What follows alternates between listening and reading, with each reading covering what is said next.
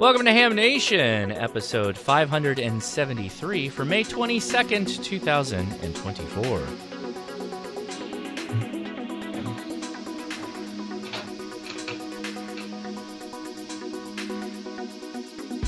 Hey, how's it going, everybody? I'm Josh, KI6NAZ. I have a little bit of the con crud from Hamvention this last week, so I apologize if I'm not my normal peak energy self, but hopefully the host will be able to fill the gap, and let's go say hi to them now. Hello, host. How are you this evening? Hi, Josh. We're great. Hello there. So, Gordo, you're back from Hamvention. How are you doing, sir?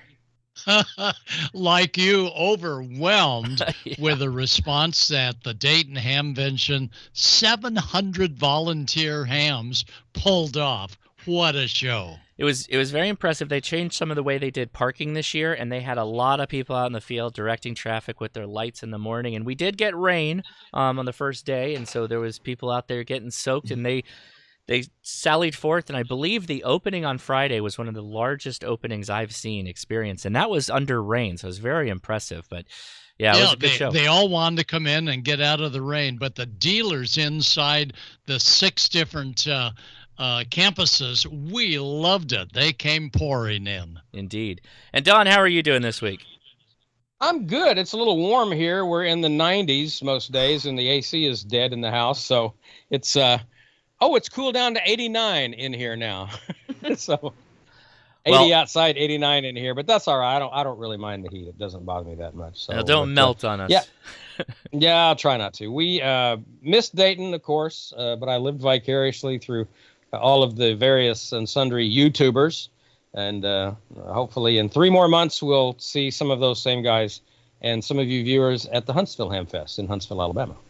Very good, very good. Amanda, how are you doing this fine week? I'm doing fine. Sorry, I forgot to open chat. So, Hi, chat room. Nice to see you tonight. And everybody, I hope you're recuperating from Dayton if you went.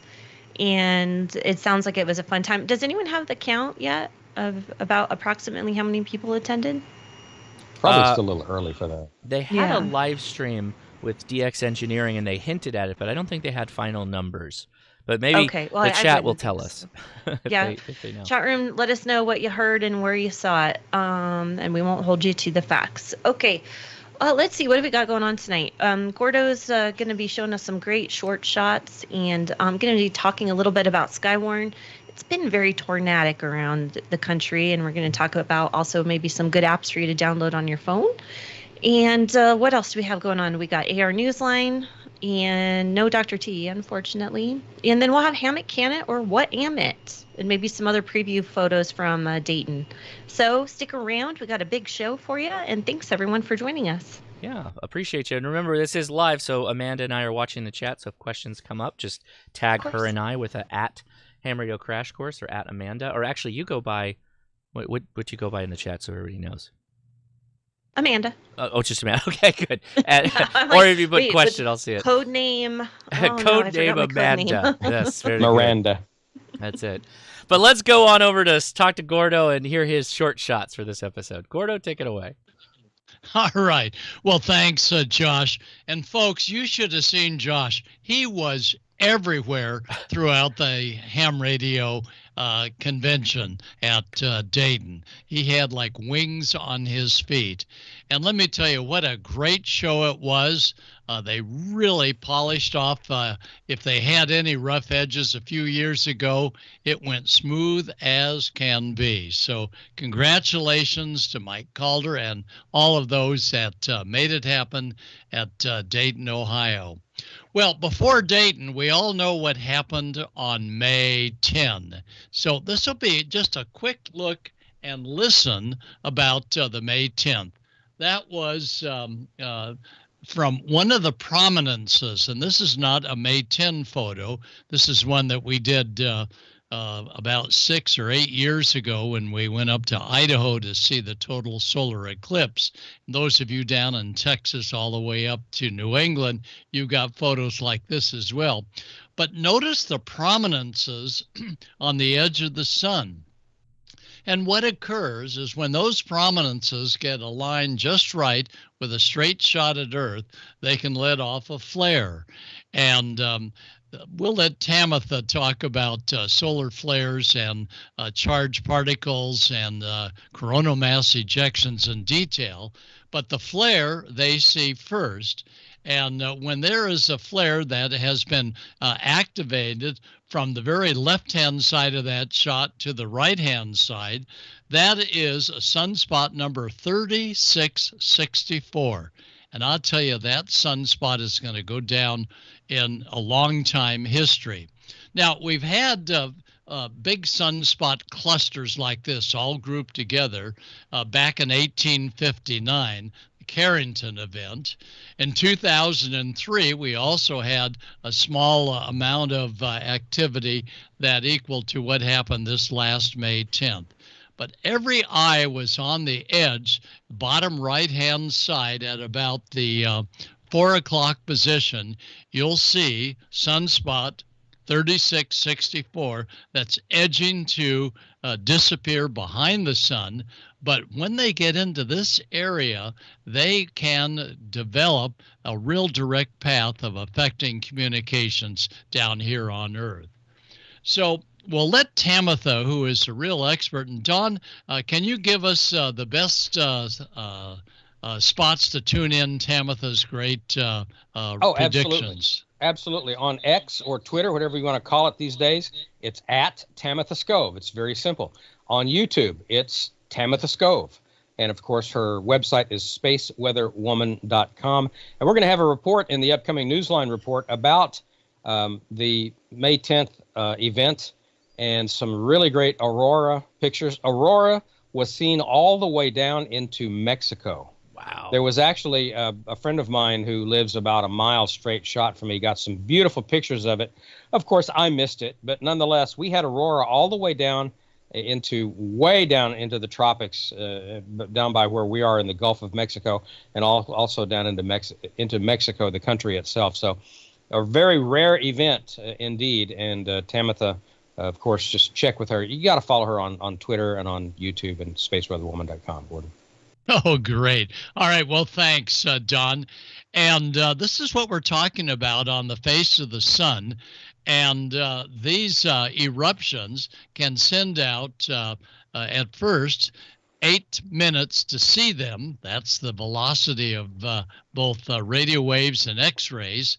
And when we see them, we know that we're probably going to have some disturbed radio conditions coming. And when we saw a bunch of these flares, we knew just a few weeks ago that we were in for some real radio excitement. And, you know, high frequency is most affected by solar activity. And high frequency yet is the only thing that sometimes can get through when other mediums cannot. And right now there's tremendous interest to the ham operators on high frequency when we hear about spy satellites, we hear about our own satellites, and now we hear about space satellites that are in low Earth orbit from another country. We get a little bit worried. So a lot of folks are turning to ham radio operators as, gosh, if we lose comms, those hams with all the antennas can get through. So that morning on May 10th, conditions on 40 meters were normal. And looking at the scope here, these are the regular signals. And so everything was good.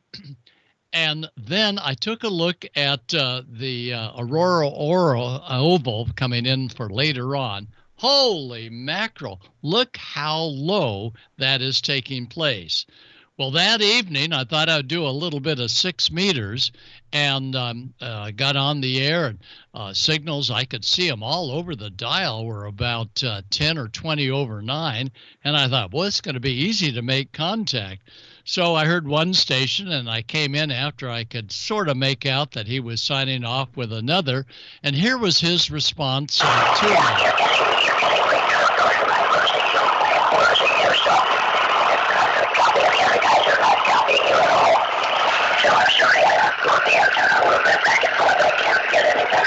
The whole band was filled with those mysterious signals, And it was really impossible on 6 meters and even on 10 meters to make out where these stations were coming from right after the giant eruption on the face of the sun. As they went lower from 50 megahertz down to the 40-meter band at 7, normally in the evening hours you would see signals throughout 7 megahertz. Take a look. No AM, no sideband, no FT8, no nothing. So I knew, boy, this is going to be quite a night for some activity. And of course, when you can't get through on single sideband because of the Aurora sounds, we would go to voice, and then voice would go to CW.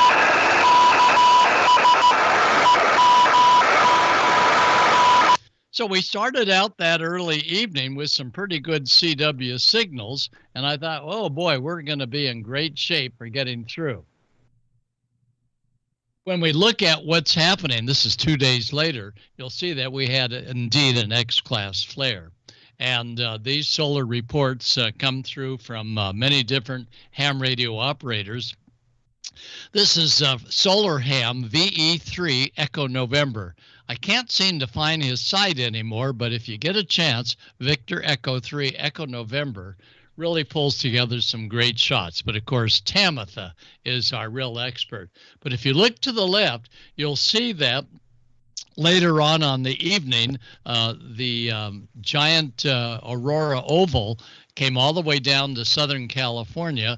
So we thought, well, we better go over to CW. So here's what CW sounded like.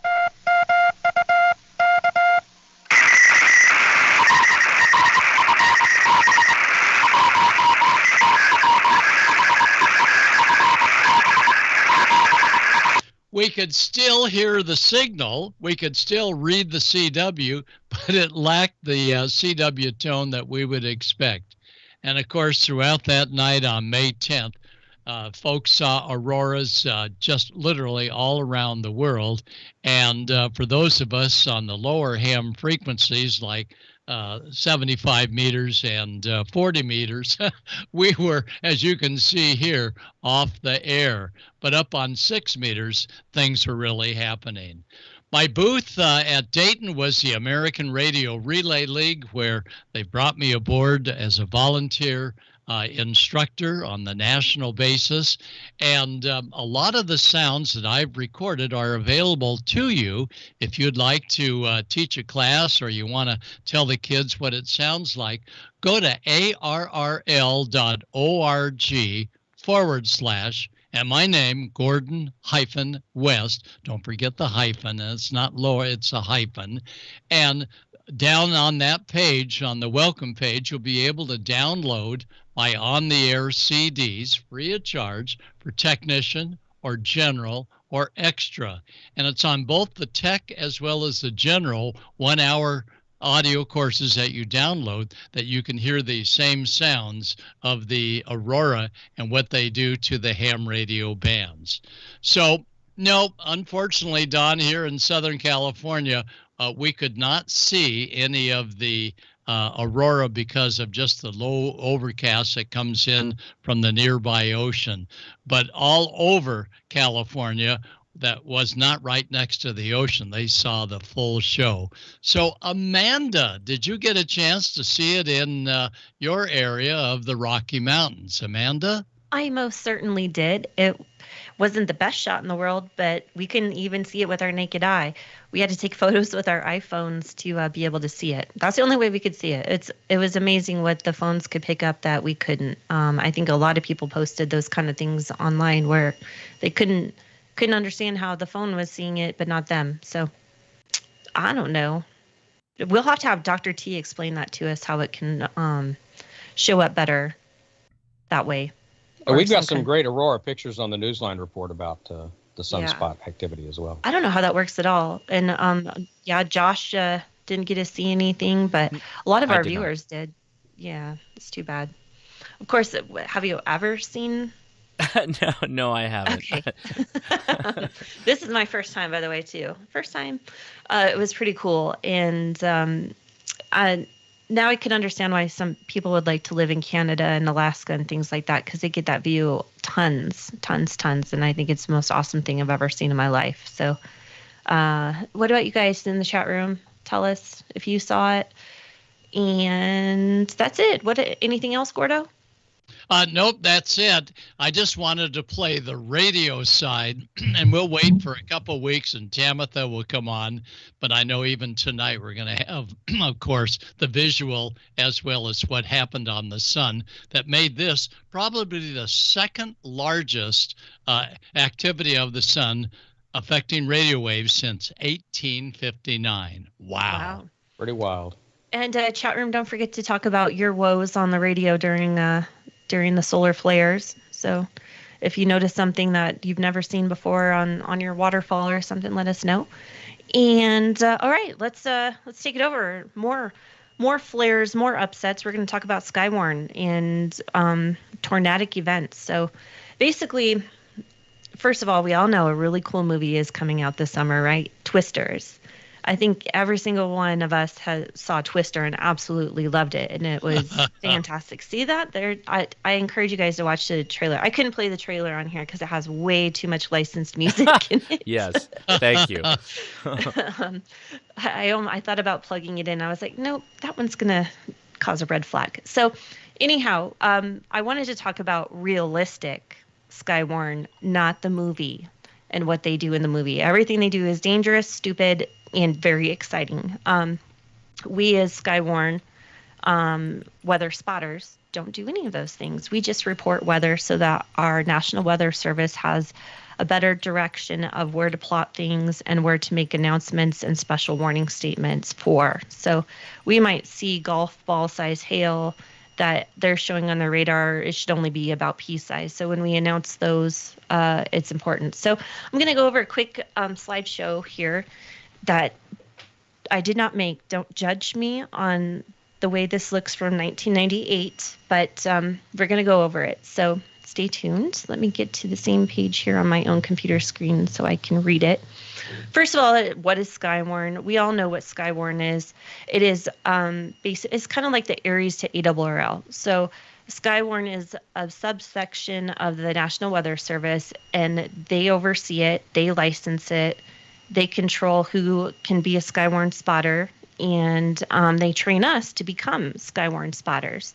So therefore, there's about 290,000 supposed active spotters. Now that number is probably up from when this was published, but basically our whole job, and it always has been, and I can't remember what year they started it. It was sometime in the 70s that they started the Skywarn program.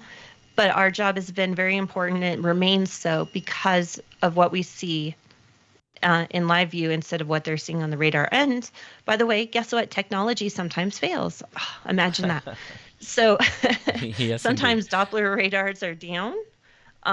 Sometimes internet is down, and they can't get all of the information to put out these severe warnings, tornado watches, and those are obviously important to human life and safety. So that's why we are still remaining important as spotters.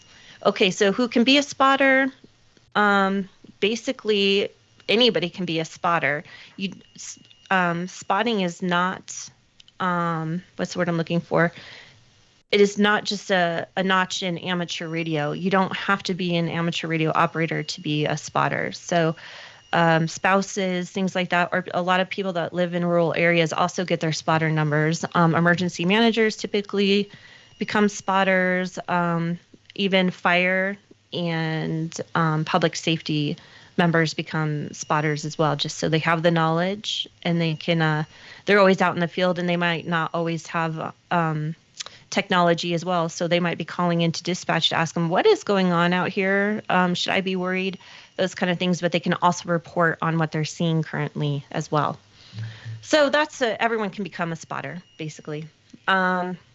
And I kind of talked about why the NWS needs storm spotters. So how do I become a spotter? Well, that's a great question. I think we all know the answer to that. We can go to spotter courses. Now they actually have them online as well. But in-person spotter classes are usually announced by your local National Weather Service. Follow your local ones on X. That's the best way to see information, and go to the NWS website, and that's where you'll find the classes. The classes are closed for the year, but the online courses are available at any time. So even if you need kind of like a refresher, just breeze through that course, and it will take you maybe half an hour, 45 minutes if you've already become a spotter. And it's pretty easy reading and lots of picture tutorials, things like that, so you know what you're learning about. All right, let's see. What else do we got? Is there a cost for training? Absolutely not, unless you count your radio your radio investments. But other than that, no, there's just not a cost.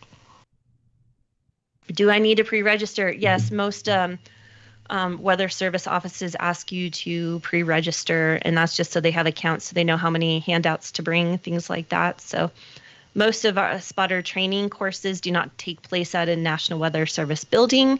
They will usually take place at an EOC or a fire station or some other kind of admin building. So that's why they need registration, so they know how many chairs to set up and things like that. Do I need to bring anything to the training class? Bring a pen, pencil, paper to take notes with. To be honest, I don't know that I've ever taken notes at a spotter class, and I've gone to several of them to talk about amateur radio. Most everything they show on the screen, and they also offer so much material to hand out. You usually don't have to take notes, but you can, just in case you want to. Minimum age, 18 years or older. I already kind of went over training classes when they're held. In southern states and in the more intense weather situational places like, Texas, Louisiana, all the way up to Kentucky, they start their classes around the beginning of the year in January, whereas places in like Colorado, they don't start offering courses until the very end of March or April. And it's just because of the weather, severe weather starts earlier in those southern states.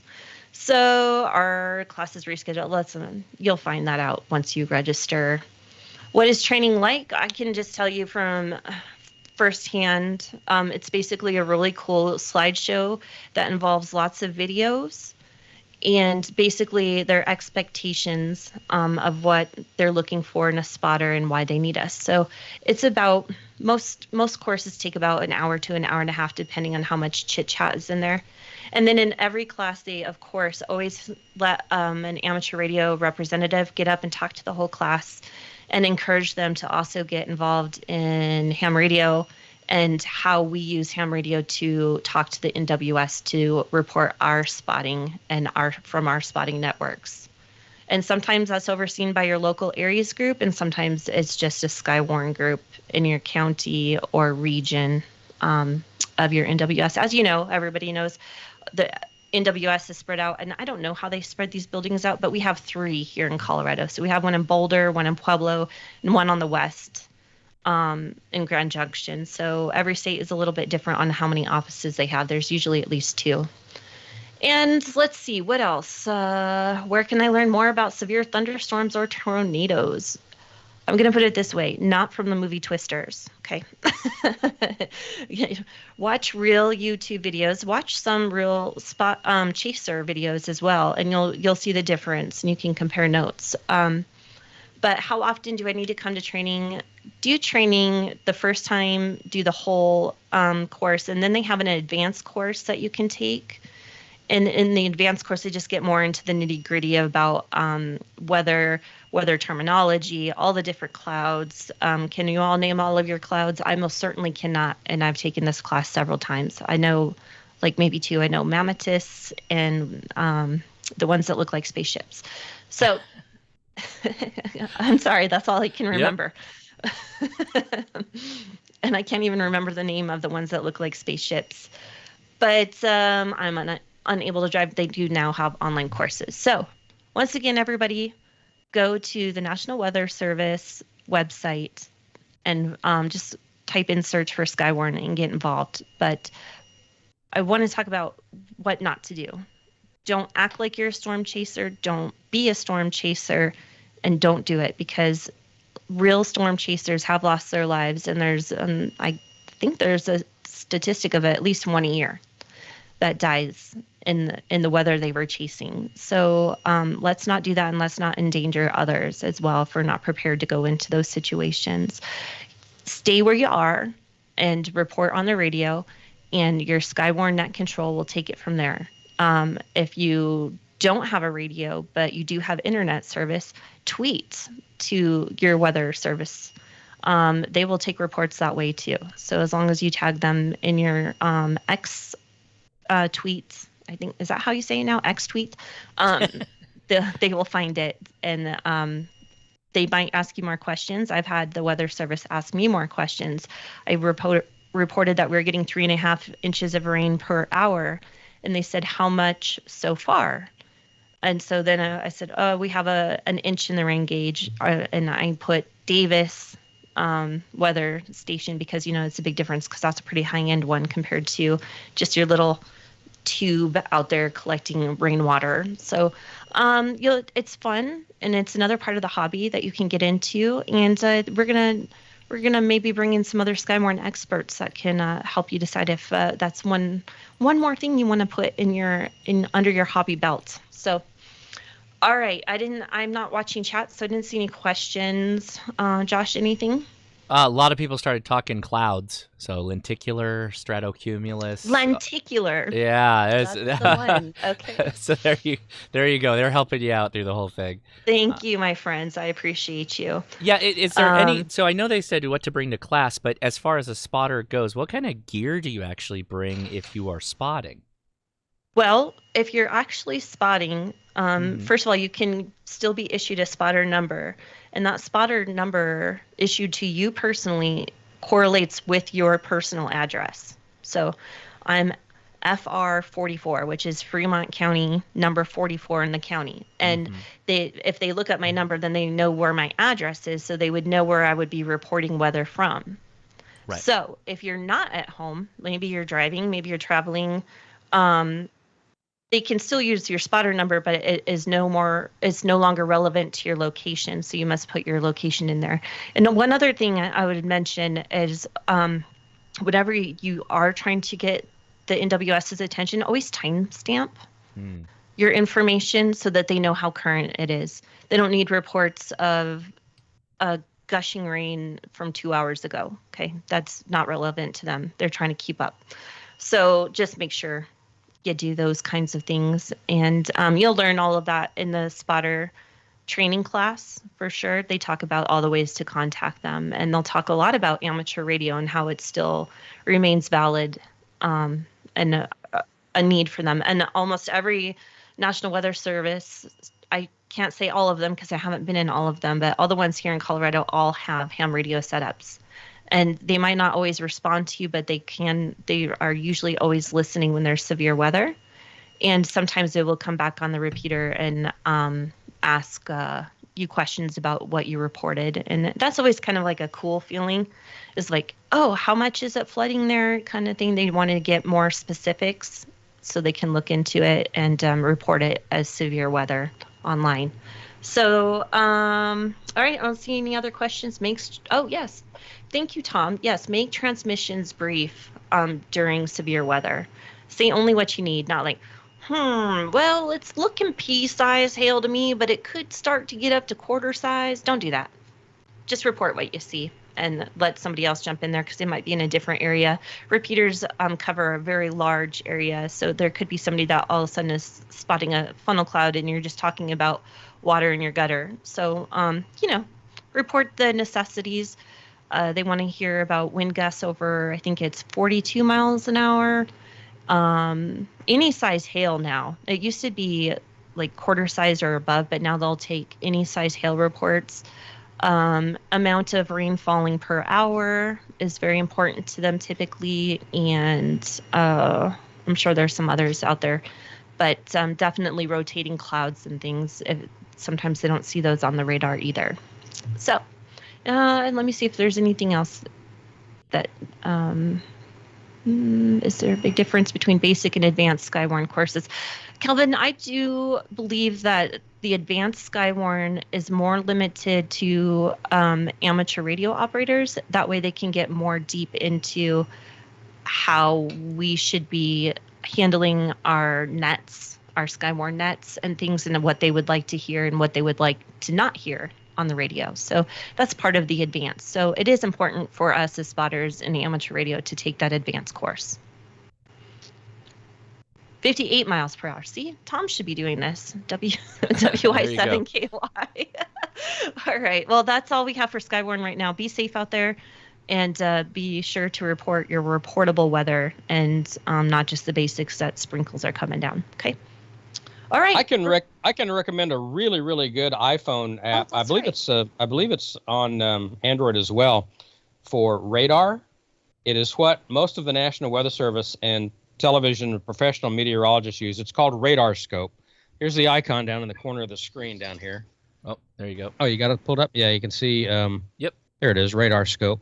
And if I turn it on, there's actually, what we're looking at here is from College Station, Texas, up and through right around Texarkana. And here's the view of that. And there is actually, if you look, there's a red box right up here near Sulphur Springs that has a tornado warning, an active tornado warning. Josh, if you want to come back to me real quick, I want to show you something here. You're on. Oh, there it is. Yeah. So you see there's a red box there, and I'm going to go to a different product. I'm going to zoom into this, and I'm actually going to circle where the little hook echo is in blue. There's a blue circle there. Yep.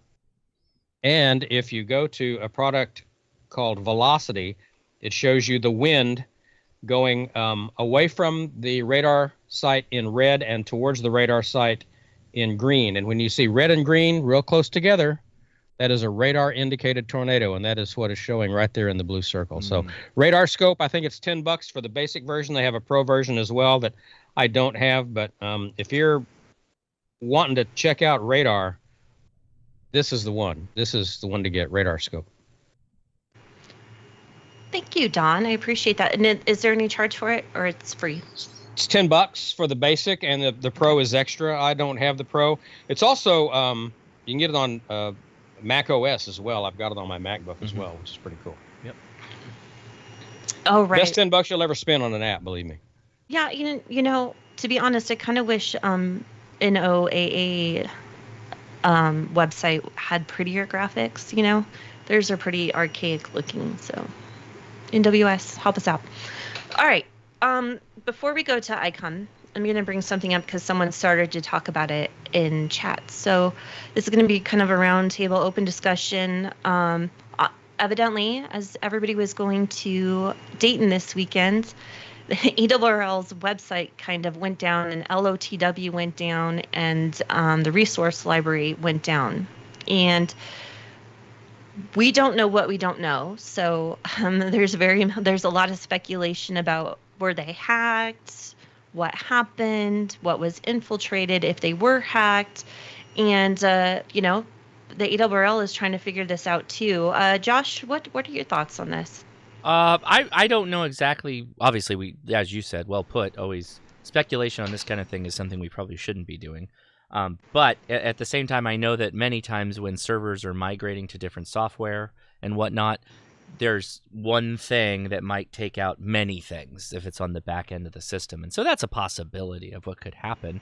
But yeah, no, it was the talk of the show there for a little while, where everybody was talking about what's going on with the ARRL. And obviously the ARRL booth was abuzz with some of the talking points, you know, or talking about it as well. Gordo, did you hear anything while you were there? No, they knew it was down, but they didn't know what type of technical error it was. Yeah, and I want to make sure Dog Booyah is in the chat, or somebody was in the chat saying that the ARRL is processing, or long time processing new ham radio accounts. So the tricky thing with that is the FCC is the one that does a lot of the processing of that. Yeah. So if your written form or your electronic form was already out the door to the FCC, then it could be an FCC issue, and it's not related to the ARRL. That one's a little trickier. Yeah, no. Once again, you know, when ransomware happens, typically, like, everything goes down.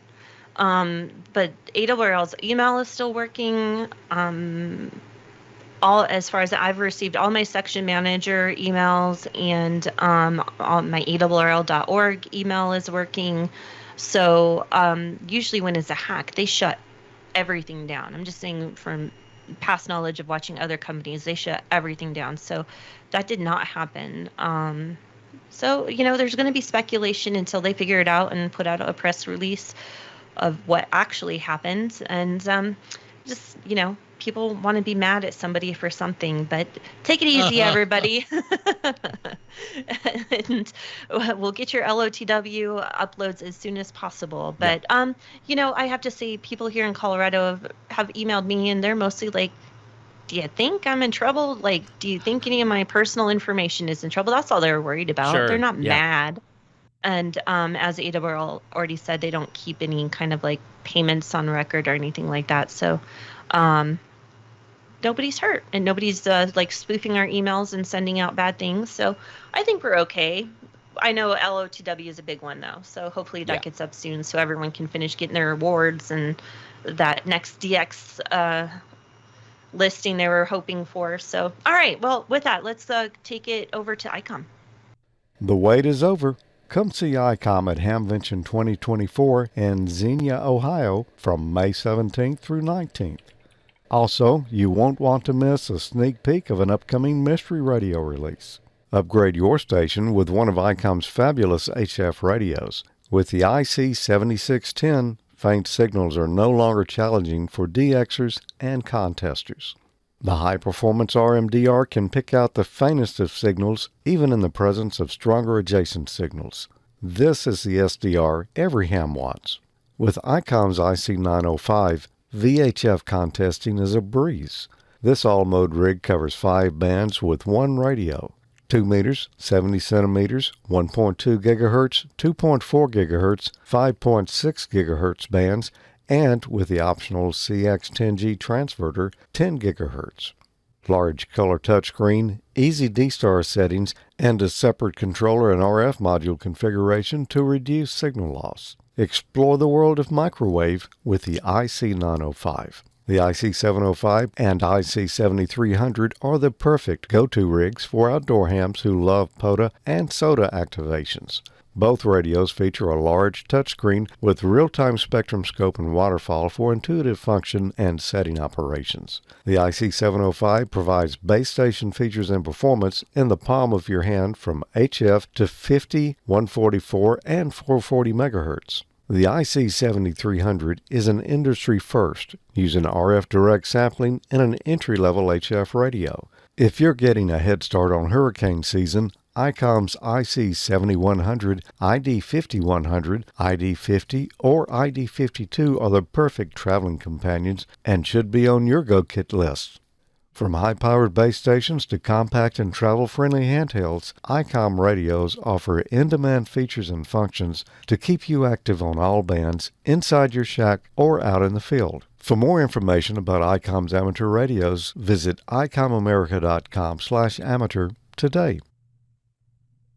And a big thank you to Icom for sponsoring Ham Nation. I had a lot of fun hanging out at the Icom booth and talking with Ray and everybody. We got a number of questions asking what does the host of Ham Nation think about the X60 boards that were released. Well, if you wait towards the end of the show, I have those images along with some other images that I collected from Hamvention this year, so make sure you stick around for that. But as promised, 2 weeks ago when we did our last episode, we were all getting ready for Hamvention, and they didn't draw the numbers or the names for the swag pack winners. So now I have an extra long swag pack winner list to go through before we get to the winner of, what is the radio this month? It was, that's right, an ID 5100 is what they gave away. So if you go at the, when we're live or anytime after that, to enter now, whenever we have a new episode, you can enter your name, call sign, email, and you could potentially win a swag pack. And that has things like shirts, tablets, pens, lanyards, all that stuff. And that adds you to the list of names that could win a radio at the end of the month. And again, that's how you'd get the 5100 this month. So who are the winners for the swag packs? Well, we've got Stephen H, K5SMH, Jared J, W7RKX, Daniel K, K3DEK, Luke S, KQ4PNC, Brett H, KG7MAV, and Clayton H. KD0QMF.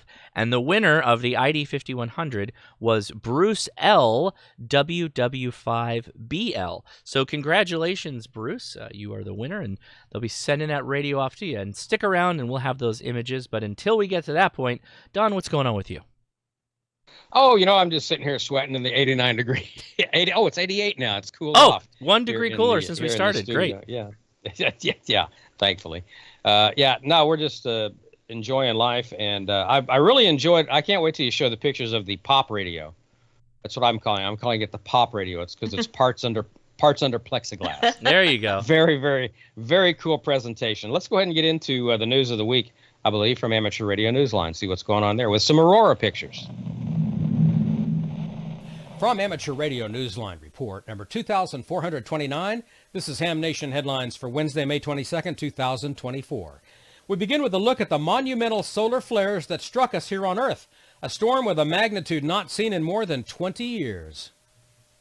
The sun erupted in a series of powerful geomagnetic storms that began on Friday the 10th of May and continued into the following week, generating spectacular auroras seen around the world and all but shutting down HF radio communications. Satellite systems, including the massive Starlink constellation, reported degrading operating conditions, and space scientists told satellite operators that their orbits could be unexpectedly altered. At the outset of the storm, the U.S. National Oceanic and Atmospheric Administration expressed concern over the impact the magnetic disturbances would have on power grids and navigation systems. This was the first solar burst of its kind in more than 2 decades, emerging as the first G5-level solar storm since 2003. Curtains of light could be seen shimmering from the Aurora Borealis to the north and the Aurora Australis to the south as the Earth's magnetic field became charged with overwhelming infusions of the sun's energy. The storm also had a personal impact on Tabitha Scove, the space weather woman, to whom many hams turn regularly for solar predictions. On Sunday, May 12th, en route to co-directing a space weather school in Italy, she witnessed the aurora as a steady view outside her airplane window. She posted on social media, "It's my first time seeing it with my own eyes. Words do not do justice." This is Randy Sly, W4XJ. Some welcome news for Pennsylvania hams who take their operating on the road. Ham radio operators who are driving in Pennsylvania are to be exempted, after all, from a new distracted driving law following outcry from amateurs that a previous version of the proposed law lacked protection for them. An exemption for hams had been stripped out of the language during the legislative process, but according to news reports, it was recently restored. Following the bill's passage by the state's House of Representatives, it was expected to be sent to the governor, who is to sign it into law. Newsline anchor Jim Dameron in 8 TMW reporting. Our final story this week is no illusion, but the story itself deals with some of the greatest masters of illusion in the U.S. military during wartime, and the documentary telling the tale. The 23rd Headquarters Special Troops, members of the Ghost Army, were the magicians of the military whose efforts went well beyond the inflatable cannons, tanks, and trucks, or other tools of trickery, contained in arsenal to confound the enemy. The top-secret unit's 82 officers and 1,023 soldiers were experts who used visual, sonic, and radio trickery to render realism to fictional military maneuvers. Like the impersonators of the entertainment world who can recreate the voice and personal style of some celebrities, some of the troops learned to do the same with CW. The unit's Signal Company Special adopted the rhythm and signature touch of certain enemy soldiers' fists, modifying the radio's sounds as well and then transmitting on enemy frequencies with their bogus messages. In that guise, they sent scripted reports and created fake traffic nets designed to be intercepted by German intelligence and send their military off course. Ham radio, of course, hopes to keep things real, our nets as well as our QSOs. This documentary is an eloquent reminder, however, of how radio can help change the course of history, whether in war or peace. This is Ralph Squillace, KK6 ITB. A reminder, time is running out. The nominating period for the Bill Pasternak WA6ITF Memorial Young Ham of the Year Award closes at midnight Eastern on Friday, May 31st. More information and a nominating form can be found at arnewsline.org under the Awards tab. And that's all from the Amateur Radio Newsline, your independent source for amateur radio news since 1976 at arnewsline.org. With Randy Sly, W4XJ, Jim Dameron, N8TMW, Ralph Squillace, KK6ITB, Karen Eve Murray, KD2GUT at the news desk in New York, and our news team across the globe, I'm Don Wilbanks, AE5DW. 7-3. We'll see you next time here on Ham Nation. Big thank you to the Newsline crew for bringing us all the information. We don't have a report from Dr. Tamitha Skov tonight. She just got back from Italy, and she brought home with her the flu. So she's a little under the weather and a bit tired as well. So we don't have anything from her. Josh, just kind of on the fly, if you can pull up the arnewsline.org website, because this is the last show before the deadline for Young Ham of the Year. If you click on the awards tab, you can show people exactly where to go to find the nominating form. The awards tab up on top, just click on it. You should see the nominating form. There it is. If you go down, it says download here. You click on that, and the form comes right up as a PDF, and you can print that out and fill it out and then scan it and email it back to us. We only take electronic submissions, so via email only to newsline at arnewsline.org. All the rules are under that same awards tab as well. Everything you need to know about the Young Ham of the Year award is right there, arnewsline.org, under that awards tab.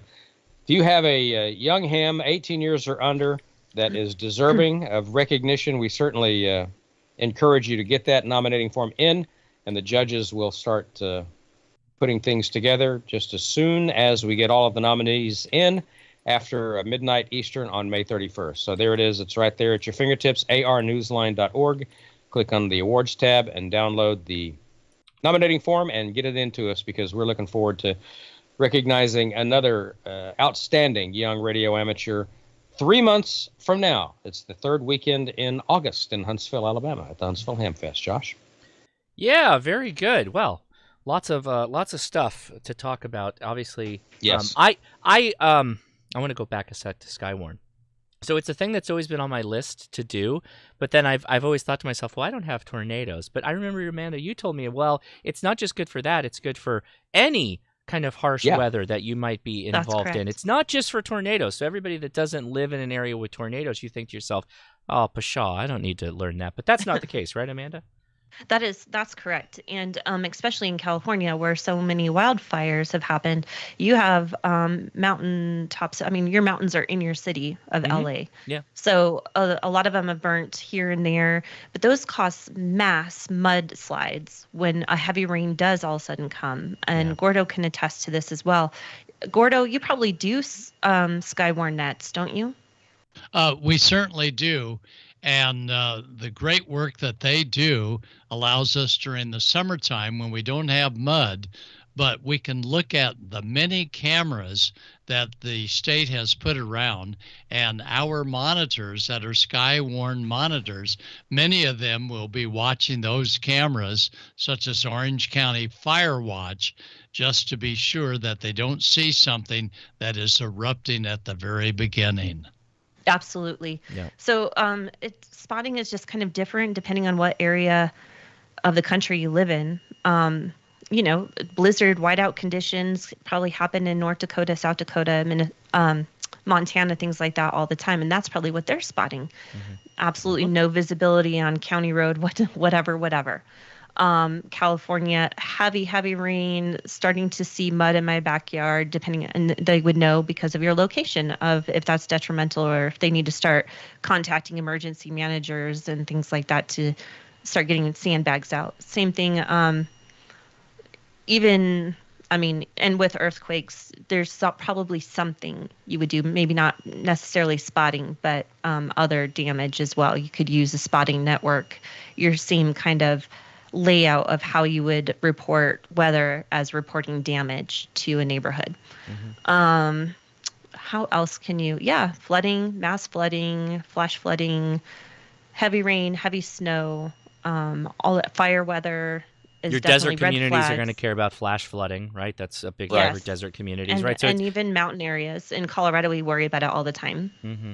Yeah. Okay. The big winds that came through Houston, the 100-mile-an-hour derecho, I still have not been able to contact my sister and my niece who live in Houston.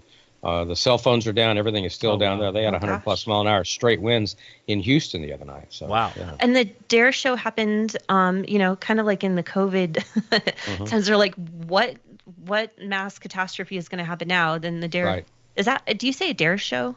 Duratio. I believe it's that. Yeah. The ERECHO. 100 to I've heard it, 120 mile an hour winds Duratio, in yeah. places It's where they crazy. were not ever, they've Right. never seen that kind of wind before. Right. So, And no matter where you prepared. live, there's something to report. So yeah. Yeah, Skywarn absolutely.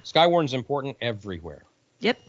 And it's international almost. I mean, well, national. We all know the same things. We all have the same reporting criteria, and we're all taught the same things. So you don't go to another state, like you're visiting and you bring your radio and you're reporting something that they wouldn't already allow you to report or not want you to report. You already know your reporting criteria because it's the same everywhere you go. So, yeah. Well, hey, Josh, they're already talking a buzz here in the chat about what do we think that radio that Icom showed us off under the plexiglass is going to be. Yes, so why the don't you pop show radio. some photos? I will do that, but I don't want to miss out on Hamit or Canit. So we'll do mine quick here, then we'll Okay. go back to Amanda. So this was Saturday, I believe, right, Gordo? This is the Saturday morning forum. It was early. Yeah, so that's Steve Goodgame. If there's any curiosity of how large that man is, Gordo's a tall guy, but Steve is a very big man. Yeah, Steve, good guy. Great guy. So this is Gordo doing what you'd expect Gordo to do, which is demonstrate radio with visuals and props, which is wonderful for education, and you can see that here. And great that was, job. Gary Johnson and Deborah that pulled that deal together. Mhm. Gary AA6GJ. Very good, yeah. So there's a shout out to Dawn. I had a number of people reach out and say, hey, I have a picture of me wearing my little lanyard. So there you go, Dawn. That's with the Heil Good. radio button and the Excellent. button for Gale. So WN8G. Thanks for sending that. So somebody commented, I never saw Josh at the swap meet. I was at the swap meet on Thursday and Friday, and I did a live stream on Friday, and this is the one thing I couldn't bring home was the tower with matching heliac setup. Unfortunately, that would not have been okay if I brought that home for my Is wife. that 2-inch heliacs or 3-inch? It looks like it was 3-inch, but it could be 2 inches. I think it's 3. Okay. It was big Wow. stuff. Big. Do you know how heavy that is? Oh, it's so Has anyone heavy. picked up heliacs before? We usually do it use that for repeater sites, and oh my gosh, it's so heavy. Okay. You're right. Yeah, and there's that. I mean, the heliacs dwarfs the tower that it's leaning on, but yeah, there's a tower sitting behind it, which was pretty impressive. So over at the Icom booth, they had this. This is the first thing I saw actually when I went to the booth. This is a really cool MCOM pack that they had set up for LAN mobile, and this can utilize. Think of this as basically creating your own private network for computers or whatever, and then attaching things like POC over the internet radios or satellite radios, different internet providers, different internet solutions into this little box, and then you can have this private internet connected system that includes both radios, sat phones, push to talk, all that stuff. Really, really cool. They did a bit of a demo on that on all the days, and I hope everybody got to check that out if you went. I was really impressed by that. This was Meshtastic. Boy, we'll probably talk about Meshtastic in the future, but we actually found the breaking point of Meshtastic, and I'm working with the developer team to figure out how we work with it in the future to not overload it. But we learned a lot of things, basically that it functions a little bit like APRS, almost identically so. So everybody was colliding with each other and meshing, and it caused some issues. But yeah, there was over 100 nodes on each of those days, all playing around with Meshtastic, which was great. Okay, so the X60. So I've got some tight end shots here, and then we're going to see some other shots. In fact, let me see if we back this up a little bit so you get... Okay, so basically what Icom was showing was their radio, and it's not all the parts of the radio, but this new radio that's coming out, and likely around the 60th anniversary of Icom, right, which we can expect maybe seeing something a little bit more fleshed out at the Tokyo Hamfest. But at Hamvention, we got to see the boards. And so here's the antenna tuner board, so just keep in mind, they're telling you what these devices do. So, all right, big antenna tuner card, got it. Next one, this is an RF board. And it says BPF. A lot of the people who went and saw these, they got out their zoom lenses on their cameras, and they ducked down and looked underneath the boards, and they twisted their head in all different directions to read all the silk printing that was done on there. And so BPF is written on both of those raised up panels, and there was thoughts that perhaps there's an SDR under those PCBs that are floating there. So that was an interesting one too. This is the main board, which there's some processing body or something along those lines with those heat sinks that you see there. Your PA board, so okay, somebody figured out, well, I guess they didn't have to work that hard. If you flip this upside down, the upper left corner of what you're looking at says PA 200W. So potentially a 200 watts. 200 watt power amplifier board. That would be awesome. Yeah, so that's what we were looking at there. This was this looks like these are broken out from the PCB for final assembly, but that's miscellaneous boards for your encoders and whatnot. This is an antenna SW board, so some kind of an antenna switch assembly possibly. This is their logic board, so again, there's probably something that goes along with this, or they're all interconnected. Now, the thing that got a lot of people kind of confused and wanting to know more was this. You can't see it under the light there, but it's the connections board. And there is 5 3.5 millimeter jacks, and then what looks like 2 1/4-inch, maybe a little smaller than a 1/4-inch jack. And then beside that is a 12-volt coaxial plug. And so my question was, what do the 5 3.5 millimeters go to? That was an interesting one for me. I didn't know the answer to that one at all, as to be expected, because this is all, a teaser, if you will. Oh, let me go. They could have just tacked on a couple just to mess with you. Well, but let me see if I can go back a little bit. I realized I'm missing a picture. So there's the I/O. The right-hand side of it are those 3.5 jacks. And this is the Connect board, as it was called. There's another picture of the 3.5s. Now, one board I don't have in this collection, and unfortunately, I don't think I've got it in here, but it was below. Yeah, it was below this RF board. There was a board for the 2 DigiCells, or the 2 DigiSelect board. So when you have 2 of them, that means it's probably some kind of a dual transmitter, dual receive radio, much like the 7610 does, because it has dual DigiSelect capability. So that was my takeaway. Is it's like, okay, it's probably somewhere along the lines of a 7610 HF radio. 200 watts seems like it would probably be on the higher end of a radio there, and it was really, really cool. So that was an awesome display, kind of speculating, if you will, about what it could be. But while we're at the show, Ray walked out, and he was holding this. We were fooling around with the Hamvention challenge, and he said, "Hey, have you ever seen one of these before?" So this is an IC4E, I believe Gordo was talking about before the show. And what makes this one interesting is it has a serial number 1 on the back of it. Wow! So that was very impressive. A little bit of an antiquity brought out. This is me with Ed Fong. It was a great chance for me to meet Edison Fong in person, which you guys probably know him from his antenna manufacturing, like J-poles and whatnot. Really nice guy. He was at the Collins booth, so that was cool to meet him.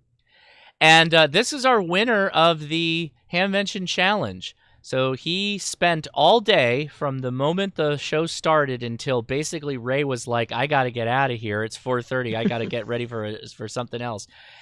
We made the challenge harder than ever, and we really put these guys to work. But he walked out with an IC705 as a prize for winning the Hamvention Challenge. And there's Zach on the left. He's one of the admins on the Discord. And there's Jason, KM4ACK, next to him, who was basically the main creator of the Hamvention Challenge and did a lot of the work. I just helped out, and Ray, of course, helped us out even more by giving us a radio to give away. So thank you to Icom again for that. We really do appreciate it. Yeah, definitely. That seems like it was a lot of fun. And I hope that there were more than 39 people trying. Oh, there was a lot of people, but a lot of people gave up pretty quick. It was hard.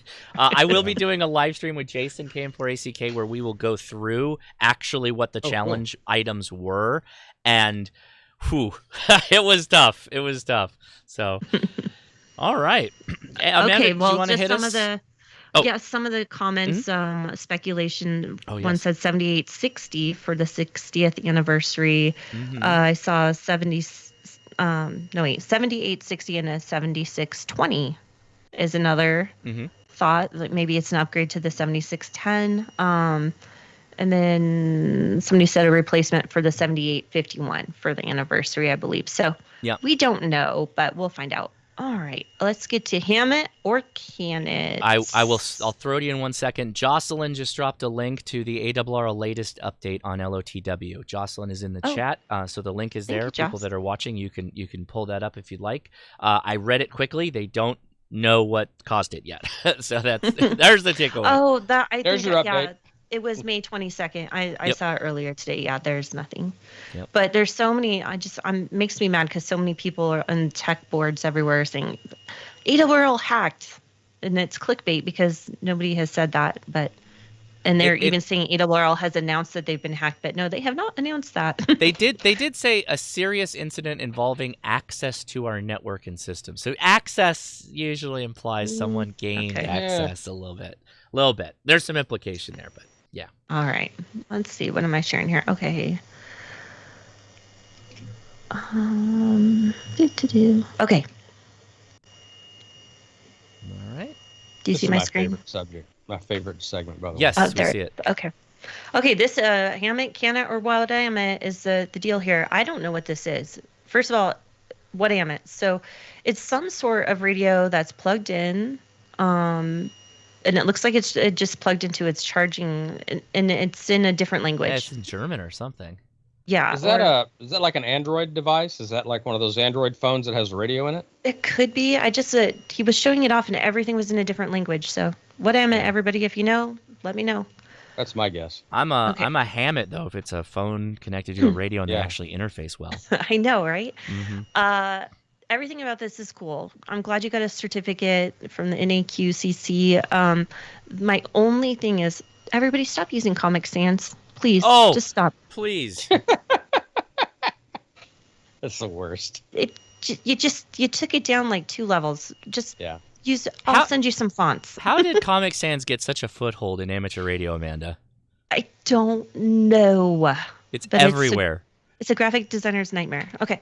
Anyhow, and it wouldn't be me if I didn't add some AI in there. And so this is really funny because if you look closely, this is obviously, this is what AI envisions field day to be, but it also says AARL field day. And look at all of those antennas and all those tents, and it's crazy. Anyhow, I thought it was funny. It's the right amount of pop-ups, though. Those easy ups. Yeah. It is the correct amount of easy ups. That's true. Yeah. I mean, it actually looks closer to the flea market at Dayton. Yeah. Not AARL is probably pretty close to being accurate because after a couple of field days, I felt like drinking. It only took me one. Yes. Oh, yes. Yeah. This I just wanted to show off because this was a demo of new POTA features, but I didn't know what the new POTA features were. So another whatamit. Anybody find out what the new POTA features were in their software demo? Yeah, they have the ability to show spots on the log so that you could potentially chase the activators just through their, easily one-stop shopping kind of thing. Gotcha. Yeah. So this is not a picture of the new features. It's a picture of Max giving a demo of the new features. That's correct. I think the man with the backpack is standing in front of the new features, actually. Yeah. And I tried to find the best shot. What's funny about that is I talked to that man for 5 minutes about his backpack because I wanted to know what it was and where he got it, and I may end up buying one. So that backpack, you're showing me again, Amanda. I forgot about it. I may have to go buy that. It was meant to be. Yep. Really? Radio frequency gel? Oh, come buddy. on. People just it's Hammock Radio. That's my buddy. Yep. He might be watching. Well, Hammock, and I'm guessing you stole this picture from somebody else, I hope. Not sure what the use is for that, but okay. And Hammock also posted this. So I'm glad you guys are friends. So there's Slim Don and good old Josh. Yeah. Josh looks mighty tall compared to Don in that photo. Real Don. Donnie, you made Real it. Don You via made it, Zoom Donnie. overlooking Flat Don and Josh. Yes, it's cute as hell. Okay, I was afraid Josh had stole my picture, but this is an APRS photo of what Dayton looked like. So I thought that was awesome. And I like there was a lot of people who had the car as their icon, and so if you're looking at this right now, you can see some of those cars are just driving through the different expo buildings, which not allowed at all. And there's a fire one. That must be like a campfire, like Oh, that's yeah. a camping spot. Okay. And there's a couple other weird icons in there, but anyhow, I found it really cool. So, all right. Josh, did you pick this up at the flea market? No, I didn't, but I was told that this was there. This was one of the weirder items, the emergency eye wash station. Hey, Frank Tank posted that. Good job. Frank was posting a lot of stuff, so thanks, Frank, for your input. Okay, this one is a whatamit for me because I don't know what Libre Space Foundation is, but they were evidently at Dayton, and they were showing off some stuff for satellites. So that's a it looks couple cool. of CubeSats. Looks like Okay. a CubeSat on the lower right with another payload probably on the upper left, and then I think the far right picture is a receiver of some kind. Okay, and it just said it's a foundation and open source project, so it seems like they're pretty cool and legit. Anyhow, Yeah, I don't know if they were selling anything or if they were just demoing stuff. So anyhow, okay, this was really cool. Things I didn't know you could see at Dayton. Robotic arms, limited release. Yeah, did you see it, Josh? Yeah, I had it on my live stream. So if you go to my booth did you? tour, I stopped by okay. there and had a mic. We put a mic pack on them, and they described the whole thing with it. But what's really cool is right next to this was an introduction to microcontrollers, and they make a kit that it would work for kids, but it works all the way for grown-ups too, in how to get started in using microcontrollers and Raspberry Pis and that whole thing. And they have a full syllabus that goes along with it, with software and textbooks and all that. And it was really affordably priced. It was really, really good. So they have it on their website, PhaseDoc, and you can check them out. I just noticed this. Everybody look at the bottom right corner. It's Comic Sans. It is. Oh, Lord. It just It leaps out at you. This was cool that they had this at on the grounds too, so everybody who passed could take a selfie picture with the border saying they passed their license exam. That was really cool. I'd never seen that before. So what's this? TXRX Systems. Now this again is a whatamit because I've never heard of this company and I don't know what they do. They had a booth and they had a giveaway, but I didn't know what they did. So whatamit, people. I think I saw them at 4 Days in May, but I'm not sure. Good question. Okay. All right. Well, I'm going to find out more. I'm going to follow them on X and see what I can find out. Okay, look at this gnarly crowd. Oh, my. That was No good can Meshtastic come Build of this. Night. Oh, was it? Yeah, Okay, that well, was. it looks like You can you're see having a lot of fun. You can see the table as little parts of Meshtastics. I 3D printed a bunch of cases, and Jason and Mike and a number of other guys that used them to build up their little units. Oh, it's great. It looks like you guys had a lot of fun. All right, this is definitely a canit. This guy was letting us know that Royal Caribbean says on their list of things you cannot bring ham radios. So boo to Royal Caribbean. Let us have our radios. That's there are some cruises that are welcoming to radio actually, but you have to get approval from the captain before you set off. Yeah, I think that's correct. And Val talked about it because there's like a ham-friendly, like a really ham-friendly, and it's almost all hams on board the ship for the cruise. That sounds like fun. This is just funny. This was posted a really long time ago, but and this is our vice director of Rocky Mountain Division posted this. It just they made it look very vintage. So and other hilarious jokes you can tell yourself. This is a poor Randy. He was stuck doing this while you all were dating. Poor Randy. He stayed home and he couldn't work FT because the bands were dead, and so he got stuck reorganizing. So there you have it. Don't think about Hamvention. Don't think about Hamvention. What can I do to distract myself? Actually, I think he was cussing it the whole time. I wouldn't have any fun there. It's not fun. No way. Anyhow, that's my Hamit, canit, or whatamit for this week. Thank you for those. I love those. Thanks for so playing. Much. I do. It's fun. They're great. I love that you do that. Well, boy, we thought we had a light show, but we still went over the hour. So congratulations, everybody. Even when we can fill an hour, no problem. I'm telling you, even when I feel like we're going to be late, boom, we're over. I know. Oh, boy. Let's hit the nets. Anything we need to hit? Yeah. Yeah. We've got D-Star on 14 Charlie. And if 4D's cooperating this evening, you can find Kevin around 7192. And Steve is, I believe, on 20 meters, so 14,268 or thereabouts. So there you got it. Everyone have a wonderful night. Have a good 2 weeks. Let's all recognize Memorial Day and remember those that lost their lives so that we can have ours. And next, in 2 weeks, I'm going to be showing, it's going to be the day before D-Day, so I'm going to be showing some World War II pictures from my grandfather. And he was a tank commander, and he went to Dachau concentration camp. They were there to, but all the soldiers had left, Nazis, I should say. So they just ran into a bunch of prisoners there, unfortunately. And lots of other gnarly things that I'll show you guys. Let's see, what else? Coming up, also, we're going to be talking about VHF contesting, because that's just around the corner. It's in about 3 weeks or so. So I'm going to have some guests on to talk about how they do their VHF contesting. And I'm sure Gordo's going to have a ton of content for it. Oh, yeah. Yes. Okay, so thanks, everyone, for tuning in tonight. Thank you, Josh, and thank you, Icom America. We appreciate it. We couldn't do it without you. Yeah. Any last words before we say goodnight, everybody?